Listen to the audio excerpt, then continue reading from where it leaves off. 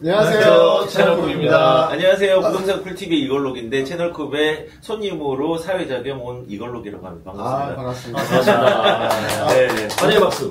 오늘은 사실은 다른 게 아니라 대통령이 바뀌었잖아. 대통령이 바뀌었죠. 네. 그래서 새로운 정부의 국토 또는 부동산 정책에 대해서 어떻게 추진이 될까를 알아보려고 했는데 우리끼리만 하니까 좀 부족한 거야. 우리는 약간 도시 쪽에 너무 딥한 전문가들이라 그래서 부동산하고 이 전반적인 정책에 좀 많이 알고 계시는 전문가분을 초대해서 저희의 MC와 저희 좀 주도적으로 이렇게 진행할 수 있게 좀 맡기도록 하겠습니다. 네. 우선 간단히 소개 좀 해주시죠. 안녕하세요. 부동산 쿨TV를 운영하고 있는 이걸록이라고 하고요. 회사는 미래공간연구소라는 회사를 운영하고 있습니다. 여러 가지 하고 있는데, 제가 이제 부동산보다는 도시계획을 전공을 했거든요. 같이 이제 학교에 나왔고. 근데 이제 제가 조금 변칙적으로 업자가 되었습니다. 업자. 예, 그런데 이제 업자라고 나쁜 의미의 업자는 아니라 또 이 전문성을 가진 사람하고 이제 이 현실적으로 부동산의 가치가 올라가고 내려가는 걸 보는 사람 입장에서 어떤 또 차이가 있을까 너무 궁금한 거예요. 네. 그래서 제가 한번 사회를 보고 싶다고 손 들고 여기서 또 이사님하고도 또 친분이 있어가지고 이렇게 초청을 제가 요청을 했습니다. 감사합니다. 네. 감사합니다. 네, 그래서 오늘 그냥 편안하게 우리 이제 자료를 막 깔고 하시는데 너무 재밌게 보고 있거든요. 네. 근데 오늘은 우리가 술자리에서 오붓하게 저는 술을 안 마시지만 커피 한 잔 마시면서 네. 이제 친구들과 얘기하는 형식으로 그렇지만은 좀 진중한 것도 있게 네, 한번 물어보도록 하겠습니다. 네. 자, 오늘 그러면은 질문은 제가 어떤 분한테 할지 모르는데 그냥 생각나시는 분들 답변하고 2명 이상 답변하시면 안 됩니다. 만약에 한 질문에 3명이 다 답하지 말고 딱 2분 딱 하면은 네. 최대 2명까지 하면 이제 커트 되는 거예요. 우리의 최대 문제야. 예. 말이 많아. 네, 그래서 제가 말 많으면 너무 말 많으세요. 네네. 좋습니다. 필요합니다. 예. 네, 그렇게 하도록 하겠습니다. 자, 네. 일단은 지금 이제 이재명 정부로 바뀌었잖아요. 네. 근데 이번 정부에서 정책들을 보니까는 되게 특이한 게 세금으로는 잡지 않겠다. 그러면 이제 공급으로 잡겠다. 그런데 제가 신문을 보니까 공급을 임기 내에 250만 호를 내겠다.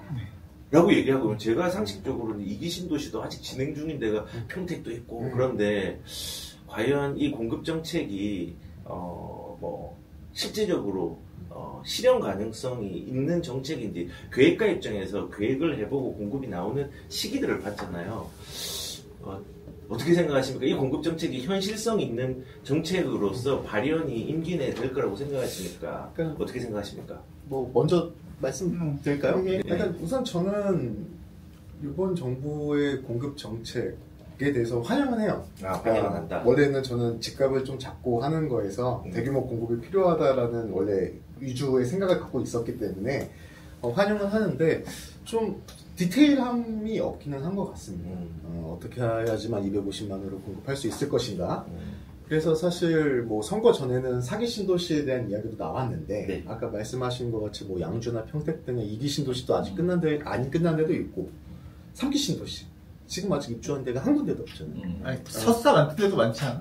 첫삽을 안 뜬 데도 많지 않아? 근데 이제 거기서 4기 신도시는 약간 이제 시기상조인데 아마도 제 생각에는 그 디테일 작업들을 여러 이제 나머지의 전문가들이 지금 하고 있을 거라고 생각은 돼요.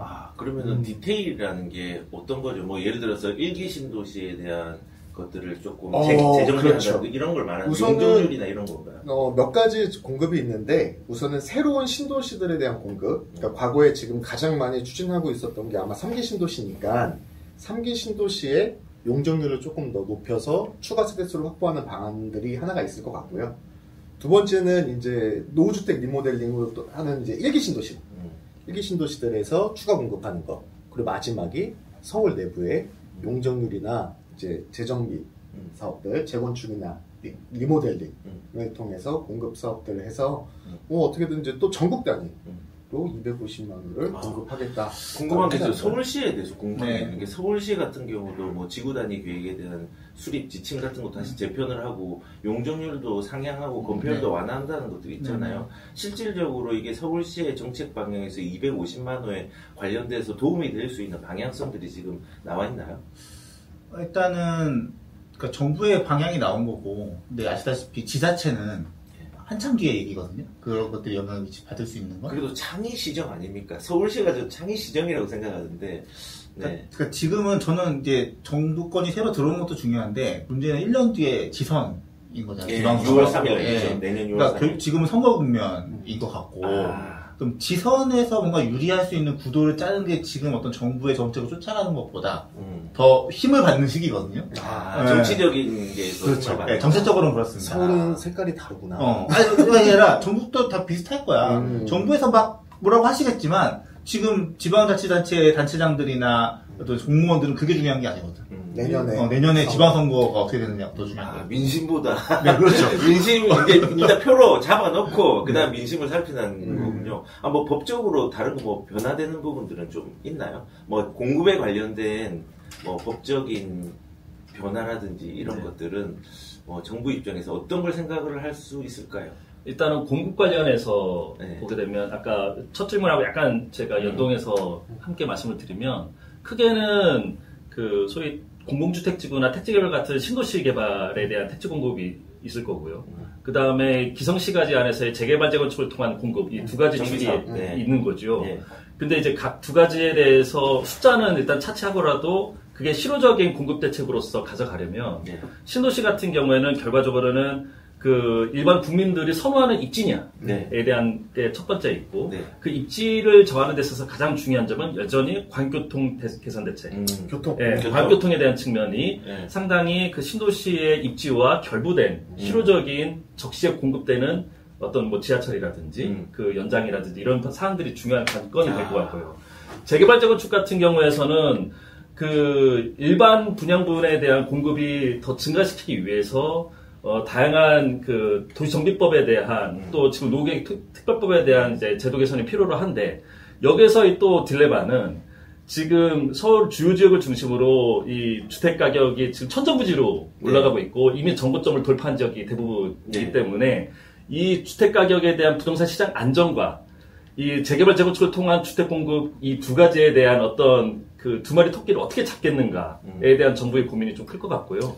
말씀하신 것처럼 제도 개선에 대한 부분들은 도시정비법에서의 제도 개선들이 많이 이루어지긴 합니다. 어떤 게 이루어졌어요? 일단은 절차 간소화. 왜 고개를 절레절레 하세요? 반대 의견 있으세요? 네, 끝나고 하겠습니다. 일단 얘기를 듣고 서로 토론을 하시죠. 토론자인가요? 그런 될 수도 있는 거죠. 이게 보면 주먹 다짐만 하지 마. 재개발 재건축을 이제 그 시행하는 전체 단계를 보게 되면 세부적으로 나누면 한 수십 가지 단계가 되지만 크게 나누면 한 6, 7가지 정도의 단계가 이루어집니다. 그러니까 처음부터 이제 그 정비 기본 계획이라는 상위 계획을 수립하는 단계, 그 상위 계획 따라서 정비 계획을 수립하는 단계, 그 다음에 이제 정비 구역과 정비 계획 수립 지정이 된 이후에 이제 추진이 이제 시행자로서 넘어가는 단계겠지 않습니까?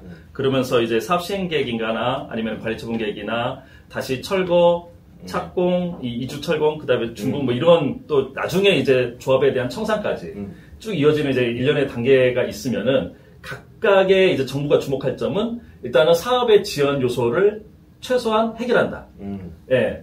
재개발 재건축은 무엇보다도 시간과의 싸움이거든요. 그리고 그 각 단계별로 여러 가지 시간을 지연을 시킬 수 있고 많은 사업성을 저하시킬 수 있는 분쟁 요소를 없애는 것이 중요한 제도 개선 사항 중에 하나입니다. 용적률은 이제 그 다음 문제이고요. 그거는 지역 여건마다 다 각각 다르고 그 많은 부분들이 지자체장으로 이양되어 있기 때문에 정부 입장에서는 법에서 정하고 있는 그 여러 그 절차 단계마다의 사업 지연 요소, 또 비용을 절감할 수 있는 사항들 중심으로 제도 개선이 중요하고요. 그런 차원에서 봤을 때 지금 국토부의 어떤 주택정비과, 이 도시정비법을 담당하고 있고 또 노후계획도시 특별법을 하고 있는 그런 그 사업단 입장에서는 그러한 관점에서 많은 노력들을 하고 있습니다. 그래서 이제 올해 같은 경우에는 우리 이제 온라인으로 총회 같은 거에 대한 어떤 부분들 투표를 할 수 있도록 하는 제도가 이미 들어와 있고, 뭐 여러 가지 주민 의견 수렴이나 공람기관 같은 것들도 상당히 단축하는 부분들도 있고, 통합 심의 같은 거, 뭐 이런 논의들을 계속 이루어지고 있는 게 현재입니다. 그러니까 행정적 패스트 트랙 같은 것들을 좀 제도 개선을 해가지고 이제 한다는 거죠. 되게 이 사업 지원에 대한 부분인데 저는 사실 개인적으로 이제 업자 입장에서 얘기를 할게요. 업자 입장에서 얘기를 하면요. 사실은 공급이라는 거는 장기적인 얘기잖아요. 근데 단기적으로 할 수 있는 거는 거래를 활성화를 시킬 수 있는 방법이거든요. 예를 들어서 세금에 대한 부분들을 조금 지금은 다주택자들이 좀 사회관념상 너 나쁜 놈이야라고 치부를 하고 있는데 거꾸로 임대주택이나 이런 공공에서 임대를 담당하고 있는 게 제가 생각할 때는 한 20% 미만이라고 보거든요. 민간에서 대부분은 다 내는데 이 민간에서 임대주택의 형식을 갖추기 위해서 공급을 내려고 하면은 다주택자가 있어야 되거든요. 근데 다주택자를 아직까지 막고 있어서 다주택가 많이 생기면은 이제 서로가 흥정을 하는 거예요. 다주택자 입장에서는 수익을 가져가는 거고 공공의 입장에서는 임대를 내주는 거고 이런 게 있거든요. 그래서 저는 개인적으로는 장기적으로는 뭐 4기 신도시 좋아요. 그 다음에 3기 신도시 이런 거 장기적으로 하고 중기적으로는 방금 말했던 패스트 트랙이라든지 아니면 인허가 절차에 대한 간소화하는 거, 단기적으로는 거래 활성화 이렇게 생각이 들거든요. 그래서 중, 단기를 제가 지금 다시 말했다는 생각이 좀 들어서 뭐 또 다른 의견이 또 있어요. 백약이 무효하다. 백약이 무효하다. 어떤 의미죠? 얘기를 해주시면 좋을 것 같은데. 그러니까 이게 건설이라는 건 우리 건설 산업이라는 건 되게 호흡이 길잖아요. 네, 호흡이 길죠. 정비 사업도 뭐 저희가 평균 11년 걸리는 게 그러니까 지금부터 시작해도 그리고 뭐 그냥 신도시 개발도 지금 뭐 10년, 20년 걸리잖아요. 그러니까 지금 당장 무엇을 할 수 있다라고 하는 게 되게 실효적이지 않은 거죠. 지금 250만 원 얘기를 했지만, 저 양도 너무나 호황되고, 뭐 아시잖아요? 실제로 하면 50만 원만 해도 대단할 거예요. 근데 뭐 250만 원은 말도 안 되는 숫자고, 그걸 한다손 쳐도, 그게 공급되는 건 10년 후 빨라야. 그게 지금 와서 무슨 의미가 있냐는 거죠. 그러니까, 10년 후에 250만 원가 공급될 테니 지금 집값이 안정시켜줘 라고 얘기하는 거예요. 그게 참 듣는 사람 입장에서는 말이 안 되죠. 시장은 그렇게 움직이지 않잖아요. 그러니까 우리가 항상 뭐 정책을 얘기해요. 그다음에 말씀하신 시장을 얘기하죠. 수요자와 공급자가 있고 가격이 있고 이 되게 복잡한 이 메커니즘 안에서 각각이 담당하는 역할은 되게 작아요. 그 역할대로 가지 않고 정부가 그때 문재인 정부 때 부동산 대책을 몇십 번을 냈지만 30번 정도 냈습니다. 결국 안 잡혔잖아요. 그러니까 정책 그 하나 가지고 뭘 할 수 있는 것도 아니고 시장 상황 가지고 할 수 있는 것도 아니고 여러 가지가 복합되는데 그러니까 정책만 가지고 얘기한다는 게 저는 되게 좀 맞지는 않는 것 같다. 희망은 보이지 않는 것 같다. 하나의 일부분으로 포함을 시켜야지 이게 뭐 A가 B로 간다는 게 정답이야라고 딱 정책으로 말할 수 없다는 거죠. 그리고 이제 문재인 정부 때도 겪었고 이번에 이제 뭐 오세훈 시장님이 뭐 그걸 전국적으로 활성화시키겠다고 대책을 내릴 때도 겪었지만 정말 저희 입장에서는 나올 수 있는 모든 대책이 다 나왔어요. 더 이상 뭘 풀지? 그러니까 어떤 공급의 입장에서. 그렇죠. 정책의 입장에서. 규제 완화 입장에서. 규제 완화 입장에서. 맨날 공무원들 저한테 물어봐요. 규제 완화. 더 풀 게 있냐? 뭐 더 없어요? 뭐 더 없어요? 그건 어떻게 생각하세요? 저는 오세훈 시장님이 너무 임대주택을 엄청 좋아하거든요. 그 임대주택을 기부채납 형식으로 많이 하고 이런데 이런 부분들이 임대주택은 서민 입장에서 좋지만은 사실은 사업성 입장에서는 기부채납이 저하되는 거잖아요. 그런 것들은 완화가 되는 방향에서 맞다고 생각하세요? 아니, 저는 그게 시장이 서민들을 위해서 임대주택을 받는다고 생각하지 않아요. 왜냐하면 그 사업 입장에서 사업을 해주려고 하면 인센티브를 줘야 되잖아요. 말씀하신 용도지역을 올리든 용적률을 올리든. 근데 문제는 특혜 시비가 걸려요. 그렇게 되면. 왜 쟤한테 그러니까 그게 돈이잖아요. 왜 쟤한테 돈을 더 줘? 너 뭐 받은 거 아니야? 너 뭐가 있는 거 아니야? 라는 그 시비를 해소하는 게 저는 공공기여라고 생각해요. 명분. 그러니까 나는 받았으니까 주는 거야. 기브 앤 테이크 하는 거야. 그러니까 오히려 개발하는 입장에서도 공공기여라는 게 필요해요. 그러니까 개발 사업자도 공공기여를 못 내겠다고 하는 사람은 없어요. 왜냐면 그걸 안 내면 내 도시계획 변경이 안 되거든요. 적게 내고 싶은 거죠. 왜냐면 그거는 합의할 수 있는 영역이니까. 근데 내야 되는 것 자체는 저는 반대하는 사람 없다고 생각해요. 맞아요. 내야 되는 게 반대하는 거 없는데 예를 들어서 잠실주공 5단지에 한강뷰가 보이는 임대주택을 지어야 된다든지 아니면 압구정이라든지 여기 기부채납이 조금 과한 거는 문제가 되잖아요. 저는 개인적으로는 업자 입장에서 얘기하겠습니다. 그런 부분들이 조금은 이제 합의를 통해 가지고 너무 과하지 않는 범위들을 좀 가져갈 수 있도록 좀 기준을 정하는 것도 기준을 정하기 어렵겠지만 이게 답이 없으니까. 아니 근데 뭐 그거는 들어서. 이미 움직였잖아요. 그러니까 그 말씀하신 대로 한강변에 임대주택을 뺀다. 왜냐면 임대주택 사시는 분이 굳이 한강변까지 사적 재산권 침해입니다. 근데 이제 반대로 서울시 입장에서는 소셜 믹스라고 얘기를 했는데 그러니까 그거는 제한 없이 랜덤하게 임대주택을 입지시키겠다라는 건데 규칙이 생기는 거잖아요. 한강변은 아니야라는 규칙이 그게 부담스러운 거죠. 그럼 대신에 그런 뭔가 규칙을 깬 거에 대한 대가로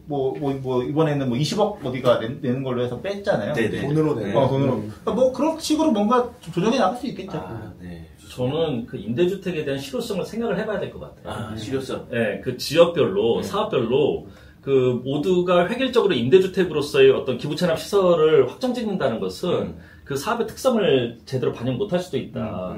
그럼에 따라서 발생하는 공급 지연 문제가 분명히 있기 때문에 이거는 유연성을 확보할 가능성이 가져가야 될 부분이 필요하고 그런 측면에서 어떤 사업장의 조합 같은 경우에는 좀 더 현금으로서 그 공공기업 기부채납 할 수 있는 통로를 더 마련해줘야 되는 게 난 필요하다고 생각을 해. 아니, 나는 여기 100% 동의하는데. 나도 100% 동의해. 아니, 원베일리에 임대주택 받아서 그걸 누가 들어가냐. 얼마나 부담되겠어. 사는 사람도 부담이 된다. 누가. 근데 이제 그럼 돈으로 받아서 그거를 강북에 임대주택을 짓는 데 쓰면 정말 좋잖아. 여기서 한 채 받을 거를 임대주택 그 세 채, 두 채 받을 수 있잖아요. 그러니까 그거 정말 합리적인 방안이라고 생각하는데 근데 이제 두 가지 문제가 있는 거죠. 그럼 어떤 경우에 돈을 받고 어떤 경우에 안 받을 거냐. 기준. 그게 항상 디테일로 들어가는 문제가 되니까. 그리고 서울시 입장에서는 내가 주택이 없지 돈이 없냐요. 돈은 많아요. 서울시 예산이 1년에 50조, 60조 되는데. 많이 들었네요. 네. 국가 예산의 10분의 1이잖아요. 근데, 돈은 있어요. 그거 임대주택에 지을 땅이 없는 거죠. 땅이 없어서 내가 못 짓는데, 여기서 임대주택 생기는데 왜 안 받아? 이 두 가지 관점이 있는 거죠. 그래서 저도 말한 거에 100% 동의합니다. 여기는 돈으로 받는 게 낫다. 모두를 위해서. 근데 이제 그런 형평성이나 뭔가 실효성 측면에서 차이가 있는 거죠. 네. 일단은 이제 좀 정리를 좀 하자면요. 첫 번째는 공공에 대한 부분들, 아직은 비현실적이다. 시간이 너무 많이 걸린다. 그리고 그 디테일한 것들은 아직까지 정립된 게 없기 때문에 그것들은 또 정책 하나로만 연결되는 게 아니라 다양한 것들을 복합적으로 해봐야 된다라는 부분으로 얘기를 하고 여러 가지 판단들은 우리 시청자분들께서 좀 하시면 좋을 것 같습니다. 또 궁금한 게 예전에 우리가 노무현 정부 때 이걸 봤잖아요. 참여정부 때 공공기관들을 전부 다 이전시켰잖아요. 정부에서 균형 발전을 위해서 어떻게 하겠다라고 이제 얘기를 했는데 지금 이 정부도 이제 균형 발전을 하려고 하고 있습니다. 그럼 이 균형 발전의 방향들이 개략적으로 무슨 주거 위주로 저번에 세종시도 그렇게 해서 옮겨졌잖아요. 그런 것처럼 하나의 새로운 균형 발전의 다른 아젠다라든지 방향성이 나올까 아니면은 어떤 방향으로 좀 흘러갈까요? 균형 발전에 대해서. 만약에 있다면 저는 개인적으로 사회자 입장에서 결론 말씀드리면 저는 균형 발전이 효과가 과연 있을까? 제 아는 지인 중에 한 명이 공공 이전을 해가지고 원주로 이제 갔습니다. 근데 서울집을 팔고 원주로 갔어요. 그리고 원주에 가서 한 5년 살다 보니까는 뼈를 치면서 그냥 통곡을 하면서 소리를 하는 거예요. 그렇죠. 서울의 집을 팔고 이쪽으로 갔잖아요. 근데 사람들이 그렇게 이제 간접적 피해자들도 나오고 하는데 그럼 과연 공공이전이 효과가 있을까? 지역 사회에 대해서 이런 균형 발전에 대해서 저는 이사님의 입장도 한번 듣고 싶은데요. 우선 균형 발전 문제는 그냥 국가적인 차원의 문제라고 생각을 해요. 문제는 도시나 부동산 일부에 대한 문제가 아니라 근데 그 균형 발전의 문제를 얘기하기 전에 하나 더 얘기해야 될 거는 인구 감소에 대한 저출산에 대한 문제들은 사실 이번 정부, 다음 정부 그리고 그 다다음 정부까지도 가져가야 되는 제1의 아젠다가 될 것 같아요. 문제는. 그래서 그 저출산하고 어차피 인구가 줄어드는 측면에서 더 지역을 살려야 되는데 문제가 사실 우리나라는 속담에도 있듯이 그냥 태어나면 서울로 보내야 된다라는 것들이 너무 강하게 자리가 잡힌 거죠. 서울하고 경기의 수도권에 대한 문제. 그래서 지금 가장 많이 나오는 의견은 그럼 지방 거점으로 해서 메가시티들 그러니까 많이 나오잖아요. 전국 단위의 여러 개의 서울을 만든다. 초강력권. 그렇죠. 그렇게 해서 이제 지역에서도 꼭 서울에서만 받아야 되는 편리한 인프라가 아니라 지역에서도 그런 인프라를 다 겪을 수 있게. 또 하나는 가장 중요한 문제 중에 하나인데 다 애들 키우시잖아요. 네, 애들 키우죠. 대학의 문제, 그 고등교육에 대한 문제들인데 사실 얼마 전부터 지방에 대한 공립대학들도 다 죽어 나가고 있는 현실이에요. 벚꽃 피는 순서대로 나가면 되잖아. 벚꽃 피는 남주. 저는 놀란 게 예전에 저는 90년대 학번인데 그 당시에 부산대 위상은 경북대, 부산대 이 위상은 엄청났는데 지역 국공립대학교들의 위태함들이 있다고 저 깜짝 놀랐어요. 그래서 사실은 뭐 지역을 살리기 위해서의 국토 정책은 뭐 기업들을 이전하고 모두 다 그것들도 같이 병행돼야 되는데 어떻게든 그 수도권 서울에만 집중되는 인구 그다음에 부동산적인 것들을 정말 공평하게 나눠야 되는 공평하게 네. 사회주의는 아니지 않습니까? 나눠야 되는 문제에 있는 거죠. 근데 반대의 측면이 있어요. 뭐냐면 이제 사실 그 대도시권이나 이런 도시들은 그 지역 내나 지역 내에서 경쟁하지 않아요. 그러니까 서울은 이미 도쿄나 런던 같은 세계적인 도시들하고 경쟁을 해야 되는 도시거든요. 그럼 얘를 얼마큼 뺐을 거냐? 그럼 그래서 얘 지금 서울의 경쟁력을 그럼 낮출 거냐? 이런 이제 딜레마가 되는 거예요. 제 생각에는. 뭐 두 분도 의견 있으신 분 있어요. 아니 누가 먼저 하느냐? 순서대로 하시죠.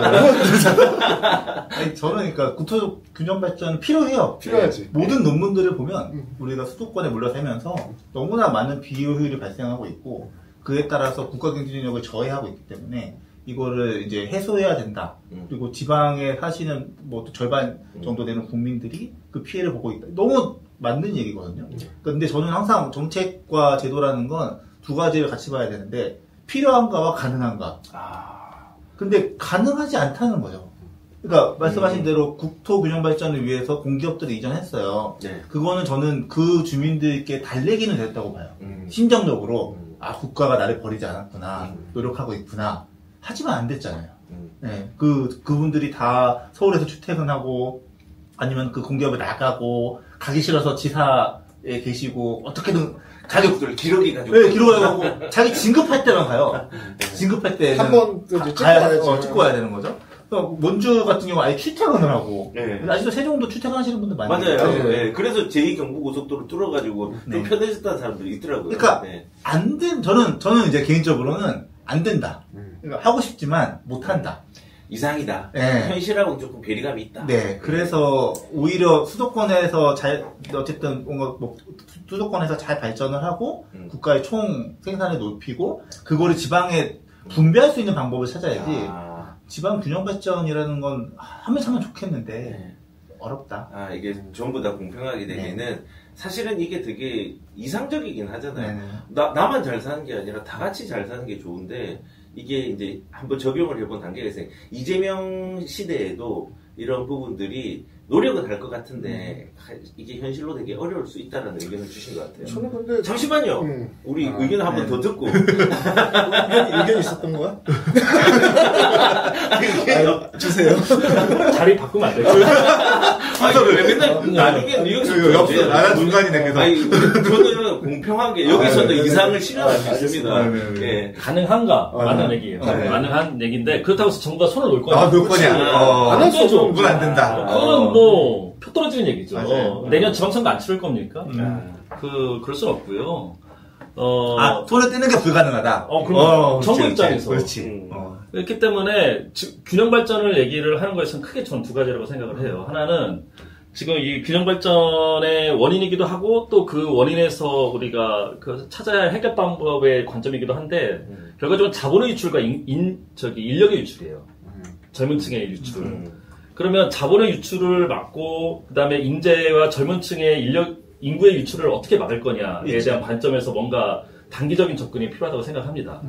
아까 모두의 우리 대표님께서도 다주택자의 규제 뭐 이런 것도 있긴 한데 지방 어떤 일정한 바운드를 정해서 예를 들어서 뭐 수도권이든 비수도권을 이렇게 나눠서 저는 특단의 대책으로서 이 자본이 지방으로 투자될 수 있도록 아주 대대적인 그리고 특단의 조세나 아니면은 그러니까 예를 들어서 뭐 양도세를 5년 동안이라든지 재산세를 냈다든지 뭐 이런 것들을 최대한 면제해주는, 예, 그리고 이게 미안해. 이게 저는 공감이 됩니다.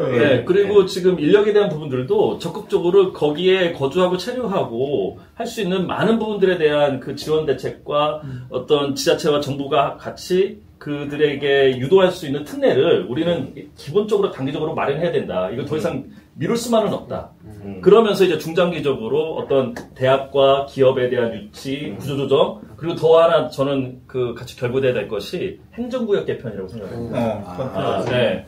행정구역, 지금에서 보게 되면 구례군 같은 경우에는 인구가 23,000명밖에 없어요. 그러면 거기에 누가 사냐? 공무원하고 노인밖에 안 살아요. 그렇죠.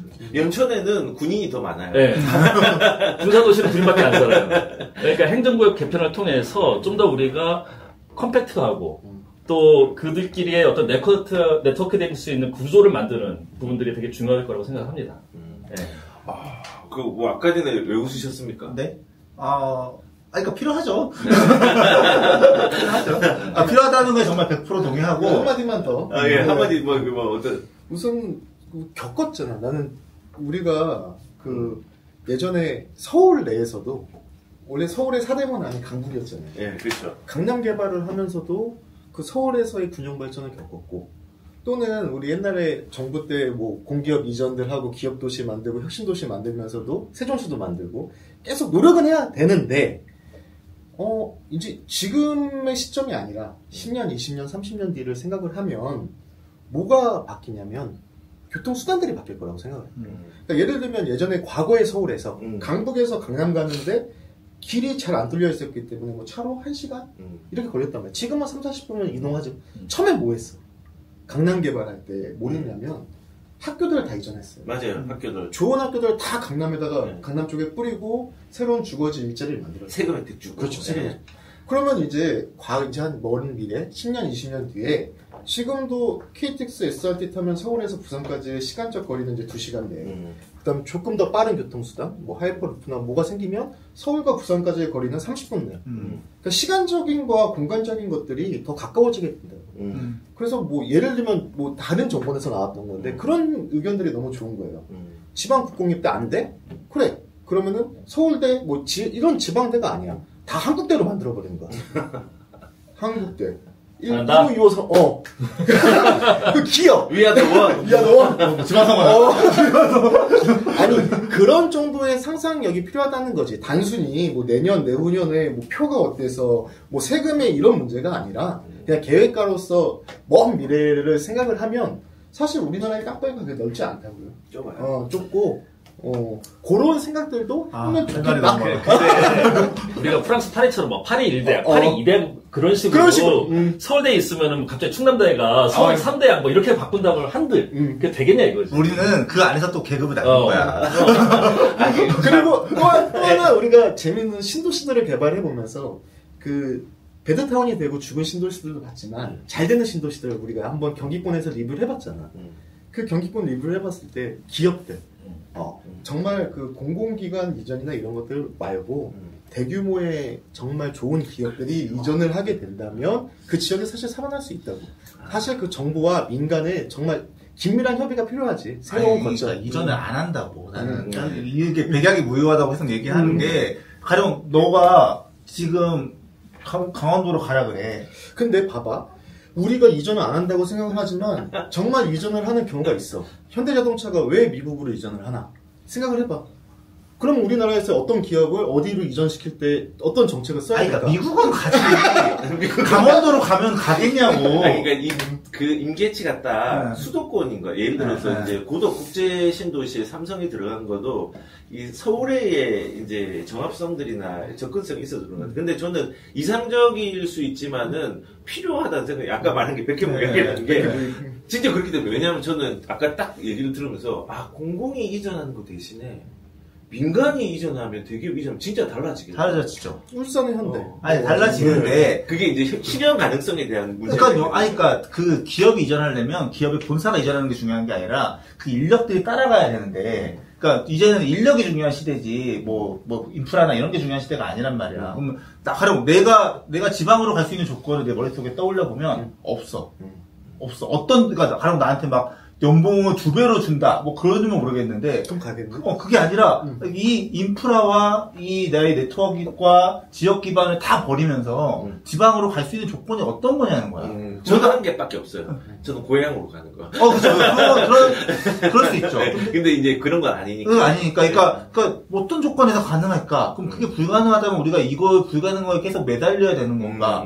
라는 의문이 계속 듭니다. 예. 일단은 균형 발전에 대해서 얘기를 했는데, 이제 의견은 이제 공공의 이전 대신에 민간, 그리고 길게 봐서 우리가 이제 저 상상력이라는 거에 되게 좀 했거든요. 왜냐면은 정주영 회장이 상상력이 되게 풍부해가지고, 그 뭐 5원짜리 거북서 뭐 우리는 이렇게 배를 맞는 민족이다 이렇게 해서 외국에 딜을 치고, 그 다음에 뭐 우리나라는 어떻게 해가지고 배를 만들 수 있다라는 거 뭐 아무튼 상상력을 해가지고 딜을 해가지고, 그래서 저는 이상적인 부분으로 가는 부분들도 좋다고 생각을 하고, 그리고 저는 단기적으로는 아까 세 분 얘기를 했는데 2013년도에 위례신도시가 미분양이 났을 때 그거를 5년 동안 양수시 특별 감면을 해줘가지고 됐고, 지방도 그때 전부 다 감면을 해가지고 지방이 2010년부터 2013년까지 가격들이 폭등하는 일들이 있었으니까는 조금 좁혀진 시기가 있었죠. 그래서 방금 얘기하신 게 사실 정답은 없는데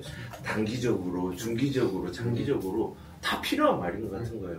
그거에 대한 또 그 판단은 우리 또 시청자분께서 하셔야 되겠지만은 일단은 이상적인 거와 현실적인 거, 장기적인 것들을 고루고루 얘기를 해주신 것 같아서 저도 오늘 들으면서 이런 생각을 할 수 있구나, 이걸 많이 좀 배웠던 것 같습니다. 근데 여기서 또 하나 궁금한 게, 아까 시간을 줄인다라고 했는데 GTX 있지 않습니까? 그거를 이제 광역별로 나눈다고 하고, 그 다음에 실질적으로 지금 이루어지고 있는 게 GTX A, B, C 노선이고, A는 이제 중간만 연결하면 되잖아요. 네. 근데 GTX 같은 경우도 지금 D, E, F까지.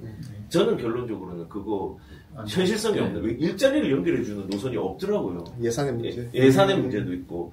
그런데 이제 그걸 뭐 이제 김문수 후보가, 전 대통령 후보가 한 거였지만은, 이제 광역별로도 묻겠다라고 했는데, 그거를 또 뭐 이재명 후보도 비슷하게 따라가나요? 어떻게 되나요? 잘 모르겠는데, 일단 이 GTX라는 게 광역철도망에 대한 현실성, 그게 있는 뭐 DEF 같은 게 현실성이 있는 건지. 저는 없다고 봅니다. 그렇습니까? 예. 이유는 확실히 그 퍼센트로 따지면 몇 퍼센트? 거의 제로에 가깝습니다. 제로. 예. EF. 예. 근데 전제가 있습니다. 전제는 이게 그 재정 사업이 아니라 민자 사업일 경우에는 없다고 봅니다. 민자 사업일 때 사업성이 안 나오니까. 예. 근데 대부분 DF, 지금 GTX-C도 민자거든요. 네. 그러니까 앞으로도 DF 가는 것도 대부분 민자일 수밖에 없을 것 같은데, 그 민자 사업자가 이거를 그 제한할 만한 요인이 없습니다. 돈이 돼야 되는데 돈이 안 된다는 거죠. 이거는 지금 뭐 책정하고 있는 부분들이나 여러 계약 조건들을 보더라도 사실상 그 민간 기업에서는 감당해내기가 어려운 노선이고 사업의 규모입니다. 근데 만약 재정 사업으로 간다고 하면은 가능할 수는 있겠는데, 그렇게 되면 막대한 이제 부채를 또 국가가 떠안아야 되는 상황이 된 거고요. 예, 그런 부채를 떠안으면서 지금도 이제 국가 부채가 꽤 높아나고 가계 부채도 마찬가지긴 합니다만, 그런 상황에서 그 노선의 수혜를 보는 몇몇 주민들 또는 이제 약간의 집값이 그 올라가는 그런 수혜를 받는 그들을 위해서 할 수 있겠는가? 국가 차원에서, 국민 차원에서 그거를 공감할 수 있을까에 대한 부분이 분명히 있을 것 같고, 일례로 지금 위례신세선 망가지고 있지 않습니까? 네, 망가지고 있죠. 예. 그리고 GTX-C 같은 경우도 고민이 많습니다, 아직. 그럼 GTX-C 노선이 실제로 좀 많이 가시화된 부분이 있는데, 이제 재정 문제 때문에 좀 난항을 겪고 있잖아요. 그럼 지금 이것도 현실성이 없는 건가요, C도? 아니요, 근데 그거는 이제 이제까지 쭉 해온 스토리가 있으니까 가긴 할 겁니다. 근데 내부적으로 그거를 이제 담당하고 있는 이제 현대건설이 고민이 좀 깊은 상황인 거는 맞죠. 더 가면 갈수록. 이럴 상황인데, 현대건설도 GTX-C가 결코 좋은 나쁜 노선이 아닌데도 불구하고 고민하고 있는데, DF는 오죽하겠냐 이거죠. 예. 그렇구나. 이 재정의 문제와 사업성, 민간 입장에서는 돈을 벌어야 되고, 근데 국가 입장에서는 공공성을 또 넓혀야 돼요. 공공성도 조금 확보가 덜 되는 게 있고 저는 개인적으로 부동산 입장에서 부동산의 가치는 일자리에서 퍼지는 가지가 되게 중요하거든요. 강남으로 몇 분 만에 갈 수 있는 노선인가 뭐 분당선, 신안선, 그 분당선, 신분당선 괜찮잖아요. GTX도 괜찮은데 DEF를 보면서 제가 놀란 게 이거는 누구를 위한 노선인가? 그냥 그러니까 둘 다인 거죠. 민간 입장에서는 사업성의 또 퀘스천이고 공공 입장에서는 공공 복리에 대한 퀘스천이 있는 겁니다. DF는. 그럼 반대. 된다. 네? 된다. 오, 재밌다. 왜 항상 안 된다. 그러니까 DF 보면 노선이 이상해요.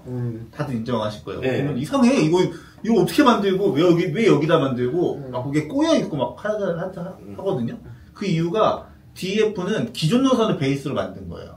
그러니까 이미 할 예정인 아니면 이미 계획 중인 노선들에다가 이름을 그냥 GTX로 바꾼 거죠. 그래서 저는, 그러니까 DF 같은 경우는 노선들이 이미 예정되어 있거나 지역의 어떤 수요가 반영된 것들이 많다 보니까 그것들이 하여튼 전체 다 다르지는 않겠지만 D까지는 좀 가능하다. 아니요, 뭐 DF 다요.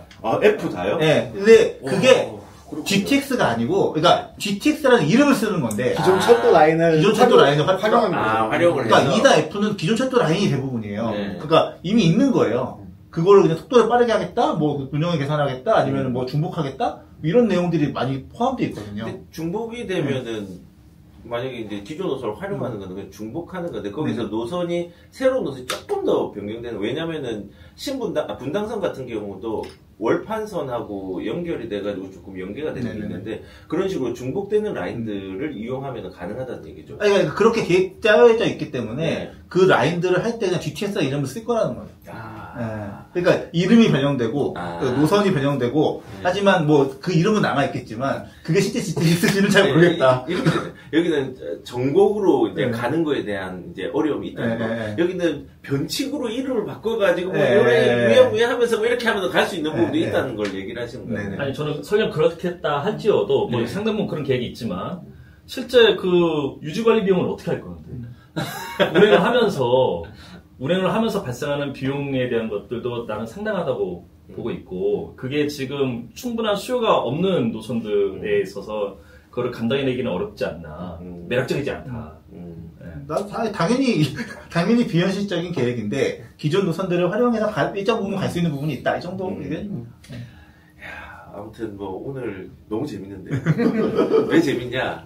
이제 저는 맨날 이런 부동산의 집값이 오르나 내리냐의 문제로만 얘기를 했는데 여기는 계획적인 관점에서 사업이 진행이 또 되냐 안 되냐의 문제와 이 재정에 대한 부분과 미래에 대한 그 또 상상력들이 많으신 분이잖아요. 그래서 그런 시선에서 이런 내용들을 많이 들을 수 있어서 참 이제 좋다는 생각이 드는데 마지막으로 제가 좀 궁금한 게 이 전문가들의 도시계획 전문가의 입장으로서 뭐 지금 GTX 얘기도 하고 공급 확대 얘기도 하고 뭐 이제 노후화 주택에 대한 얘기들도 아까 전에 제도적으로 어떻게 바뀌었는데 얘기를 했는데 뭐 지금 이재명 이제 정부의 정책들을 뭐 여러 가지 계획적인 것들이 많이 있잖아요.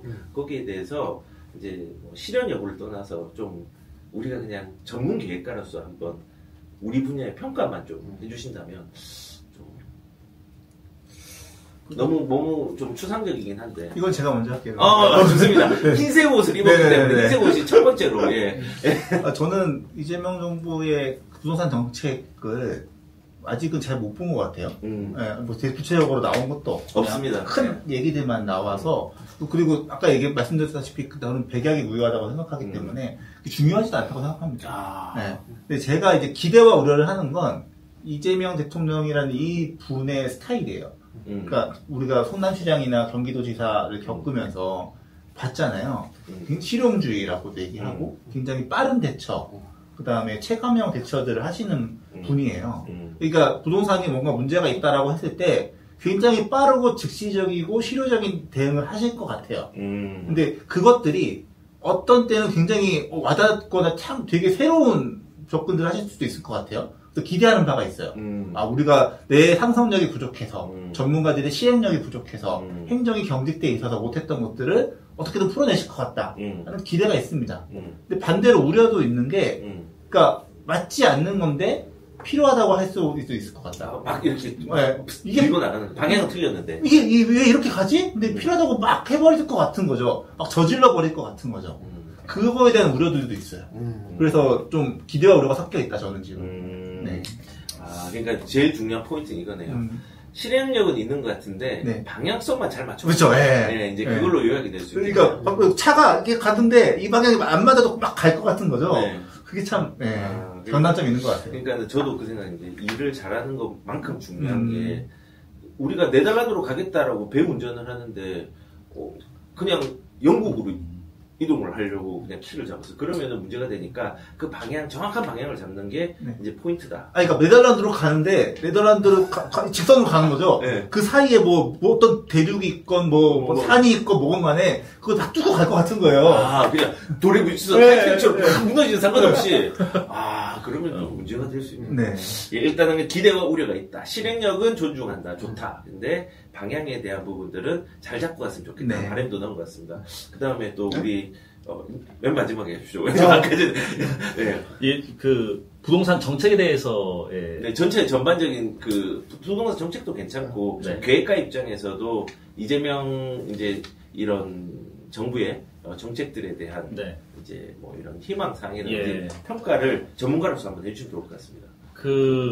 아까 우리 앞에 얘기 저도 동의 꽤 되는 부분이 있어요. 그러니까 이재명 대통령님이 이제까지 지자체장으로서 해왔던 많은 행정들이 상당히 때로는 그 결단력도 있고 그 결단에 따르는 실천이나 실행도 상당히 높았던 것이 이전 대통령과 분명한 차별점이라고 저는 생각이 들어서 앞으로 국정에 대한 사항들도 아마 그런 지자체장이 해왔던 행보의 어떤 특성이 반영될 거라고 저는 생각이 듭니다. 이제 그러한 그 동의된 기조 속에서 일단 부동산 측면에서 먼저 말씀을 드리면 사실은 윤석열 정부 3년 동안 지난 문재인 정부에서 해왔던 부동산 정책에서 크게 달라진 게 없어요.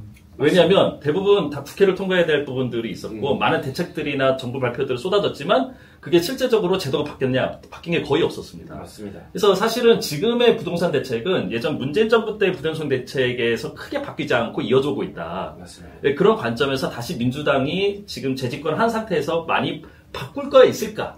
바꿀 게 있을까라는 생각에서 크게 바꿀 게는 없다. 네, 그런 게 또 하나 있고요. 그런데 만약에 지금 그 서울 주요 지역을 중심으로 상당히 부동산 가격이 불안한 상태에서 그러면 어떤 정부 입장에서 대책을 마련을 해야 된다라는 요구에 대한 그 반응으로서는 분명히 노무현 정부 때와 그러니까 참여정부 때와 문재인 정부 때 해왔던 정책 실패가 있었습니다. 분명히 실패가 있었거든요. 그러면 첫 번째 실패, 두 번째 실패까지는 실수도 있고 착오가 있었다고 치더라도 세 번째 학습을 했는데도 불구하고 같은 정책을 또 쓴다. 이거는 실력일 수 있거든요. 야, 실력. 그렇기 때문에 이게 실수와 실력은 분명 다를 거라고 저는 생각합니다. 특히나 또 이재명 대통령님 입장에서는 상당히 실용에 대한 부분들, 이전과 좀 다르다는 입장을 표명을 해왔기 때문에 이전에 민주당 정권에서 해왔던 부동산의 어떤 특단의 대책들은 신중하리라고 생각합니다. 그러니까 예를 들면 갑자기 투기과열지구를 갑자기 지정한다든가, 그리고 이제 조세를 하지 않겠다, 이런 게 있기 때문에 제 생각에는 단기적으로 일단은 7월 달에 그 스트레스 DSR 3단계도 시작하고 하는 부분들에서 약간 대출에 대한 부분들은 일단 금융권을 중심으로서 이렇게 아마 정책적 드라이브가 좀 있지 않을까라는 생각을 좀 들고 있고요. 부동산 입장에서. 예, 부동산 입장에서는 이제 그렇고, 이제 계획적 차원에서는 어찌됐든 좀 균형 발전 되게 중요할 거라고 생각을 합니다. 그래서 모두의 잠깐 연초에 그러니까 초기에 말씀하셨던 해수부의 부산이전. 저는 이거 상당히 상징성이 높다고 생각이 듭니다. 균형 발전 차원에서 우리나라 입장에서의 부산광역시의 위상은 저는 가장 중요하다고 생각합니다. 일단 부산을 살려놓고 보고 그 다음 얘기를 할 수 있을 것 같아요. 지방의 상징적인 또 지역이기도 하고 제2의 도시도 하고. 그럼요. 그러니까 지금 조만간에 부산 인구가 인천에 따라잡힐 위험에 처해 있거든요. 맞습니다. 부산이 죽으면 안 됩니다. 우리나라에서. 그런 균형 발전은 끝입니다. 거기서. 그래서 어찌됐든 부산이 현재 노인과 바다로서 지금 상당히 지금 그 얘기가 많아요. 자주 섞인 지금 엄청 많아요. 자주 섞인 걱정과 우려를 갖고 있는데 저는 부산을 어떻게든 살려야 되는 정책이 단기적으로 편익이 발생하지 않더라도 정책적으로 밀고 가야 되는 포인트라고 생각합니다. 예.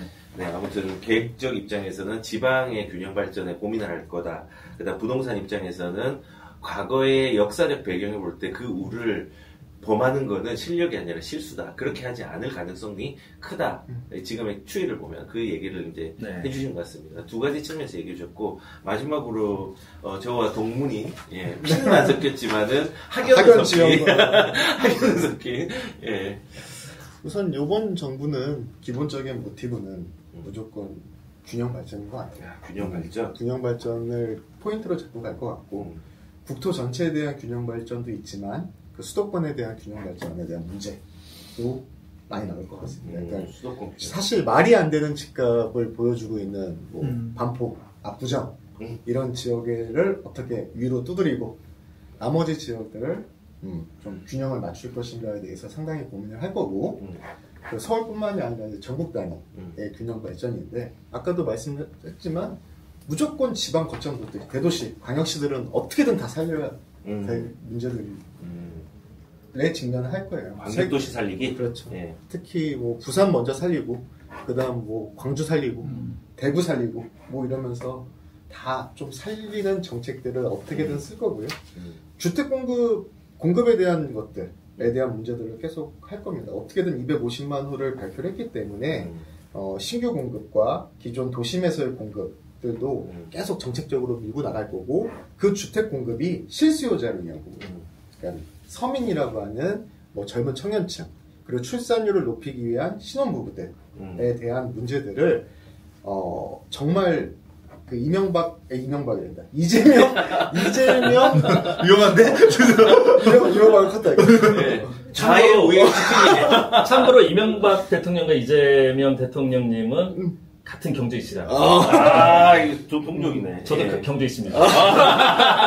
대통령 피가 있어요. 그 젊은 층, 그다음에 저소득층을 위한 주택 공급에 대한 문제들에 조금 참신한 아이디어와 의견들을 뭐 내놓을 것 같아요. 예를 들면 아까 땅이 없다?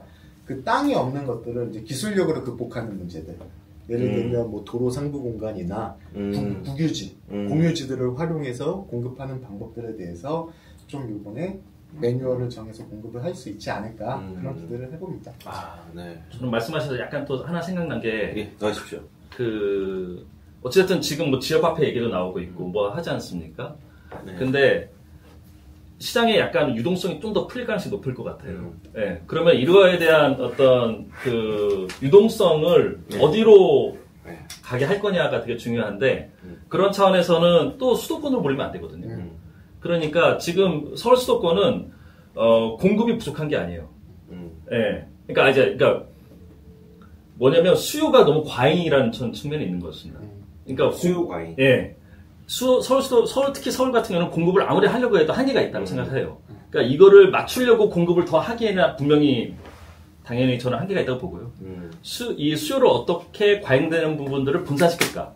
전 그게 가장 핵심이라고 생각이 듭니다. 공감합니다. 수요 분산에 대해서 하는 거는 저는 즉시적인 거는 세금에 대한 부분이라고 생각하고 대출에 대한 부분이라고 생각하는데 다음에 또 제가 기회 있으면 저는 제가 부동산 투자자 입장에서 또 여러 가지 도시계획적인 자문을 받으면서 한번 얘기하는 보는 시간도 한번 가져보도록 하겠습니다. 오늘은 우리가 베타 버전이라서 다음에 또 올 수 있으면은 베타가 아니라 알파 버전으로 또 이렇게 갈 수 있도록 한번 해보겠습니다. 오늘 제가 뭐 1일 뭐 MC를 했는데 너무 재밌었어요. 저희 너무 재밌었습니다. 세 분의 또 의견을 들을 수 있고 세 분들이 싸우는 모습 제가 또 원래 싸우고 게 제일 재밌거든요. 멱살을 잡을 뻔했는데 멱살을 잡았어야 했는데 그래야 더 조회수가 많이 나오는데 좀 아쉬웠습니다. 그런데 오늘 이렇게 초대해 주셔서 감사하고 다음에 또 기회가 되면 또 뵙도록 하겠습니다. 오늘 고생하셨습니다. 감사합니다. 네, 댓글, 좋아요, 구독, 알림 설정 부탁드리고 다음에 뵙겠습니다. 하나, 둘, 셋. 감사합니다.